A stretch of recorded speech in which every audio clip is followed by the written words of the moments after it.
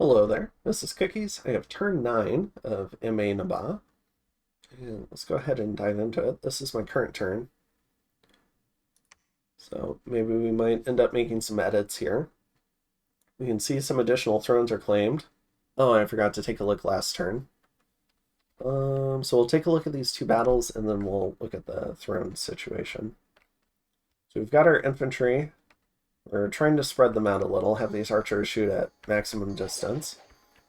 You can see way back there. Unfortunately, then we have to run the full way up to the archers. It's sometimes why being forward deployed is nice against archers. Alright, but we end up getting through this one with no casualties, which is good. And then in Light Hills, we've got more of the camel riders with the birds and their composite bows to help out. There's this guy back here. Mistilo, the bear tribe shaman. He's got a little nature gem. We'll have to see what he does. He enlarges himself.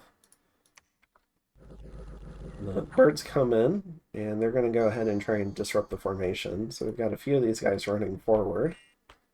I guess we'll watch the birds go. The birds actually get 2 attacks. They have a dive attack, and they have a talons. So the dive attack they only get to use once in each battle, but it does mean that they have a little bit of alpha strike against unarmored targets. So they could potentially kill pajama men and stuff like that. So it's a pretty cool little ability. And they still have okay defense. So now we can see these guys are all strung out. Unfortunately, my sacreds have kind of gotten strung out too. This guy is crippled, so he's just not moving. We've managed to enrage the barbarian. Okay, we killed him.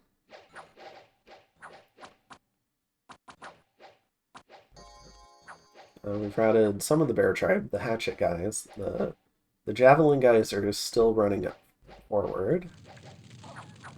And a couple of good arrow hits. And hopefully they'll rout soon. Or not.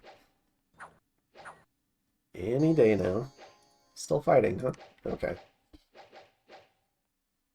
Alright, so we make it through that as well with no casualties, which is pretty good. We get 2 events, we get some nature gems, and we lose some dominion and gain some unrest. So luck 2 is still paying off for us.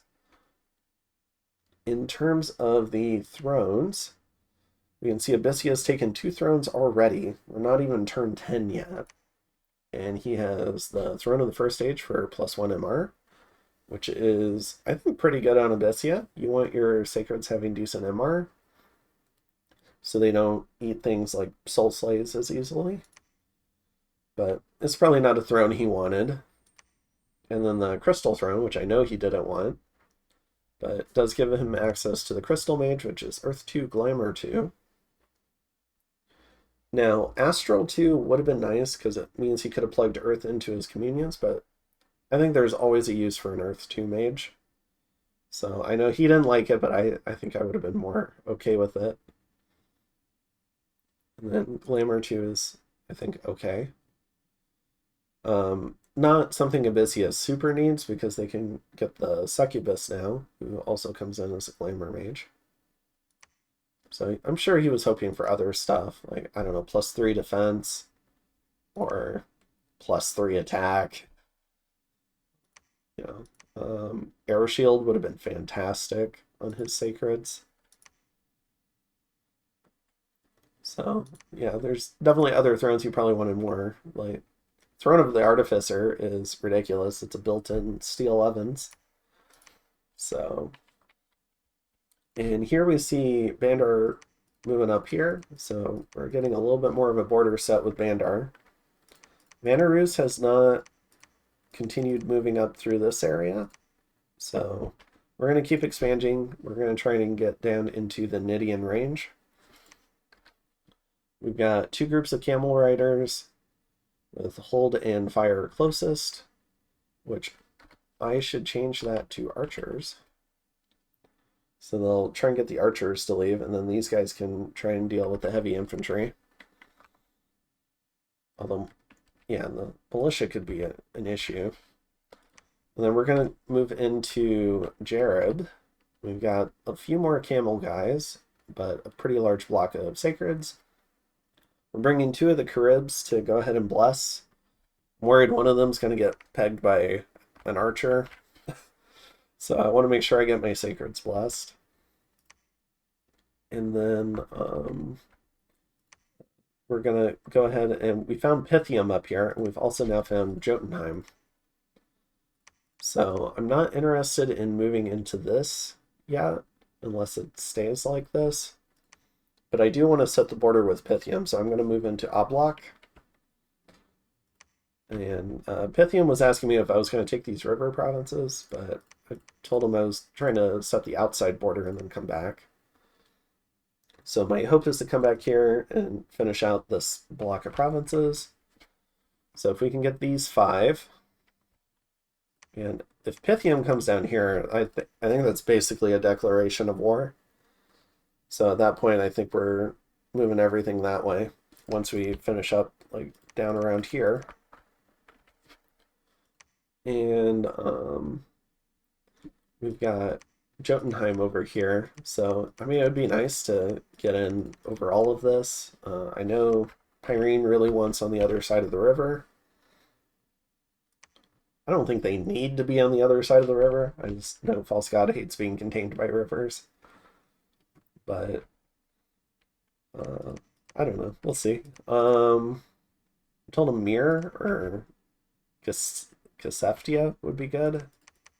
We'll see if he opts for that. Maybe he could get in at Mir. And then, so yeah, we're going to try to triple expand this turn. It's our first turn trying that on turn 9, so hopefully we can pull it off. In terms of provinces so far, we've got 3, 6, 9, 12. So if this works out, we'll have our 15 provinces, potentially. Which is somewhat shocking, but a lot of these provinces that we've taken are these smaller, not very profitable ones. And you can see how population is limited so much by size. So what I'd really like to do is get some of these bigger ones. Like Hubbardton is probably like a second capital. Even I've been hearing really big things about Jareb and Ablak as well, but we'll see what we can expand to. My goal is to expand well enough that I can make False God happy and potentially give him Dragon Ridge, but I would still really like Dragon Ridge. So I'm hoping he out-expands me maybe this way, and then he'll be okay with me having Dragon Ridge. I think that would be a pretty stable border for us. If he's like inserting himself into all these provinces, that could be a little provocative. But we'll figure that out. I think we both have some incentive to be friendly with each other. We're both scales nations. We'd like to be a little bit more peaceful so we can scale up and take advantage of those scales. And yeah, maybe we can work well together. We'll see. We're at least both friendly. We're looking at starting up a Disciples game, another one of those, but the game keeps kind of like failing to start. So I think it finally did start, and then the person hosting it forgot to click the wraparound, because by default it enables rivers but only one form of wraparound, I think. So they forgot to enable both ends of the wraparound. So that's not good. But yeah, hopefully we can get in here and set the rest of our border. I'm not sure. Maybe we keep going south from Nidian Range and like try to get into Bamat. I'm not sure, but I think that'd be somewhat aggressive towards Vanarus, but maybe it wouldn't be. I don't have great scouting down here. I am going to send this guy over here to Hyper Boach and see what Pyrene's doing. In terms of recruitment, we've got the Smookarib, we've got 6 more Sacreds. We're really struggling to fully recruit our Sacreds here. We've had a little bit of unrest in both of these. It's probably affecting our resources. Not the best cap circle I've ever seen. If it were map nuke, we could probably max out this build in terms of sacred production. And yeah, I'd really like to get Panuonia as well. So hopefully we can get that. I was talking with Abyssia, so hopefully we don't bump over Jared. We might bump Vandar, though. And hopefully they don't have some crazy Hellblast, because we're bringing a lot of our own Sacreds, and if this goes poorly, they might just keep coming in, if that makes sense. And then I've heard Ablek is a very good province as well. Blue Coast is looking good, but it's 15k pop, but we're not yet over 100 gold per turn, probably from the unrest, and we don't have our scales in it. And I probably need to start thinking about a our first fort construction. I think you can wait a little bit longer on a foreign rec nation, but I think we do still want to be able to pump out more mages. So maybe we can find something good in. I think we want to be within 2 of our cap.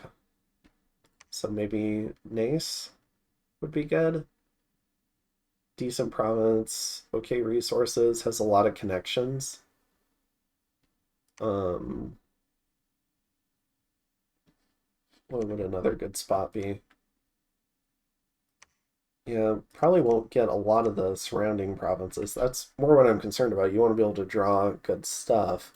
If we were able to get these two, maybe Oblak would be a good fort. But we'll have to see what we can get and start thinking about that. In terms of the mercs, we can see Vanarus got the Hector's Heavy Horseman. He hasn't yet gone into Baumont, but that might be what he uses to take that province. And then,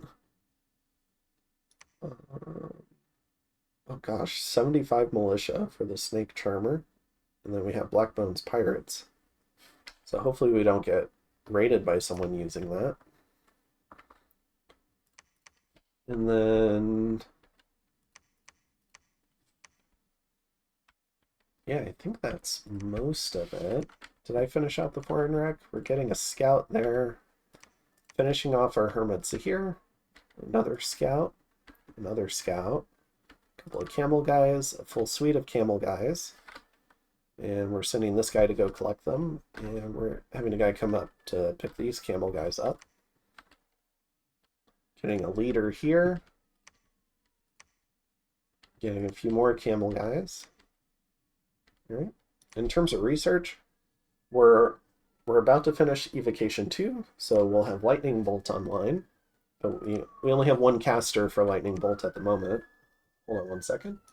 Another ambulance drove by. Okay. So let's see. So going into here, we do have the hold and fire archers. Now we do here as well. If we can route the archers, I think our sacreds will do pretty well. And then these guys, heavy infantry, heavy cavalry.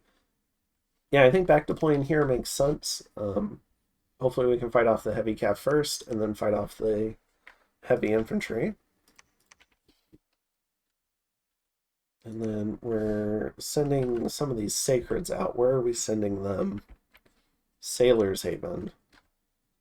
Alright, so we have a few guys meeting up here, and we're recruiting a commander here. Alright. I mean, we've already got a commander here. I mean, he's crippled, but... yeah, we'll see. Maybe I should just get a normal troop, but this is going to be a lot of stuff. So what I'm hoping to do is take Jareb and then meet back up in Panuonia. We'll see how that goes. And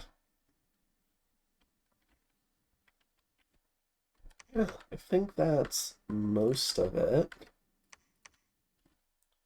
Now, looking at the nations in the game, I think I'm one of the the elfiest of the nations. Now, a lot of nations have some elfing potential. Asphodel has the Black Centaur. I think Man might have some stuff. Or do they lose theirs? Okay, they lose theirs, it looks like.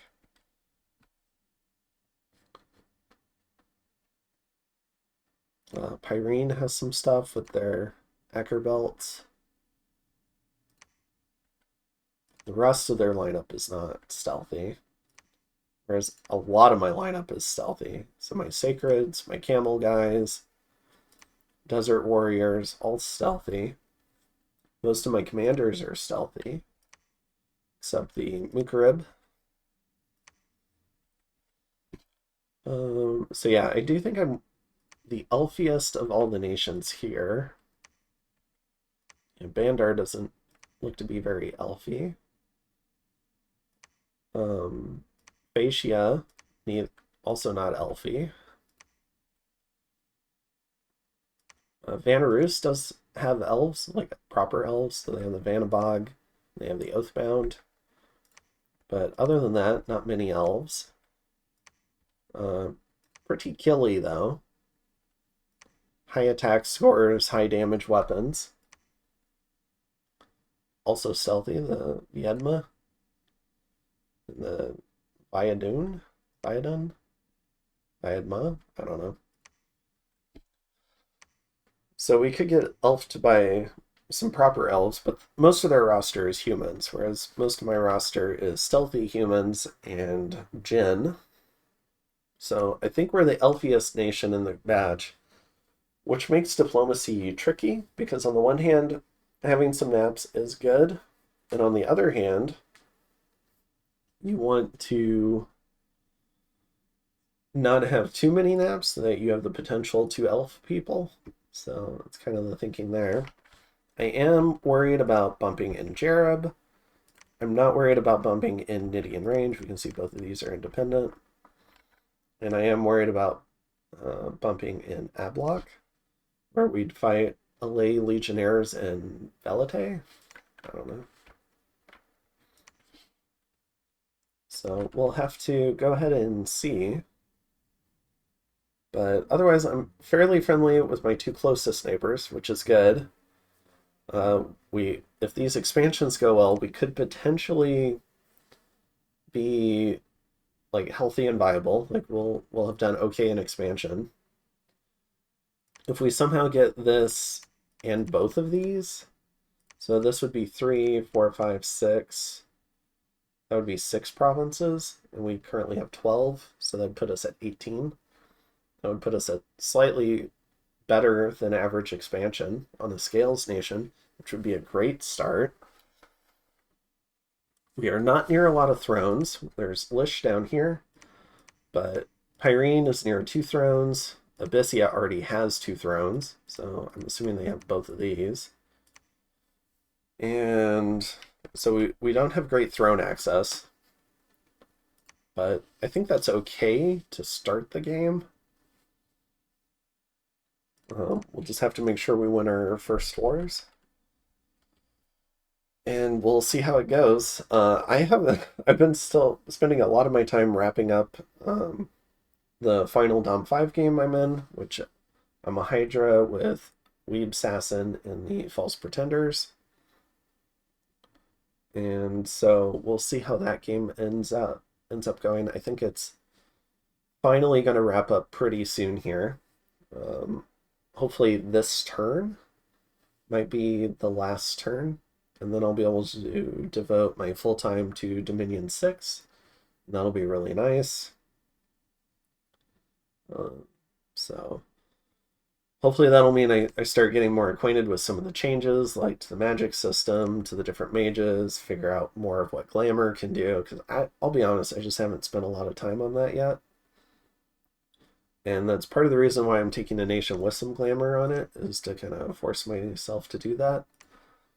So yeah, hopefully it'll go well, and it would be nice if we could survive our first war, but if it doesn't, it seems like we at least expanded okay, and then we can always join another game. But And I'll be very curious to see how this game goes out, or ends up going. And that's just because of the number of people who will be recording their turns for this. So even if I die, I'm very much looking forward to seeing how this game turns out. And maybe it'll help give me some ideas for where the meta might be going. So, because I think there's a lot of question marks for everyone about in terms of long form games and how these different wars might go. So we'll just have to see how it goes. And I'll see you in the next one in turn 10. Have a good one.